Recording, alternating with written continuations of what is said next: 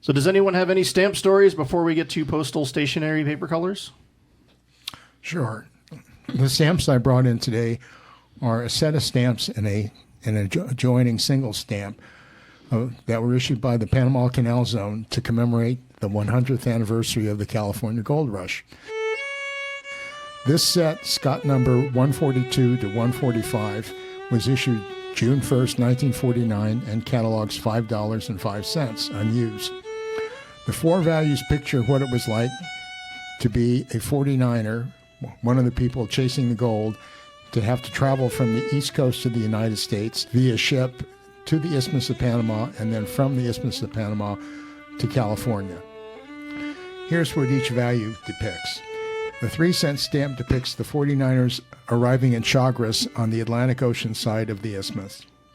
The 6-cent stamp shows traveling up the Chagres River by native canoe known as a banca to Las Cruces. The 12-cent stamp shows the 49ers taking the mule train from Las Cruces to Panama, which was a very harrowing mule trip. And the 18-cent shows them leaving on a steamer from Panama for California. The additional stamp that I added was the 3-cent Panama Canal stamp, Scott number 147, which costs $1, which was Panama Railroad. Panama Railroad was completed and opened in 1855, which eliminated the need to travel by native canoe and then by mule train from between either coast. This was the fastest way to get from the east coast of the United States to the California gold fields. It cost usually anywhere from $200 to $500. Of course, people paid when the first news arrived in the East Coast. Some people paid as much as $2,000 to get from the East Coast to California.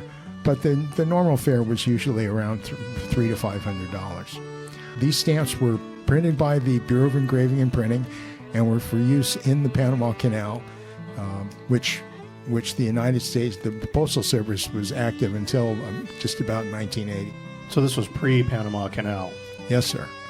But this is also one of the reasons why the United States has always been interested in the building of a Panama Canal. It just seems crazy to me that it was less time to go all the way down, cross the little isthmus of land down there, and then go all the way back up rather than just going straight across. Well, having been in the Navy and on ships a lot, the ships move 24 hours a day.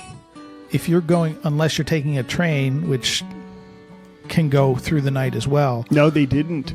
Trains stopped overnight too. And so did wagon trains and any other overland type of transportation. So a lot of your time savings is in the fact that the ship travels 24 hours a day as it goes from New York down to Panama and then from Panama up to San Francisco. Those parts of the trip are all 24 hours a day. So that's a lot of your time savings right there. It's because you're traveling a lot of times you're only traveling overland 6 or 8 hours a day. It just still seems crazy. I mean, I get it because obviously, I mean, if it wasn't faster, we never would have built the Panama Canal. Right. But it just seems, to go that far south to go back north versus just... Well, that's why the mail went that way too, not just the 49ers that wanted to get out to California quickly.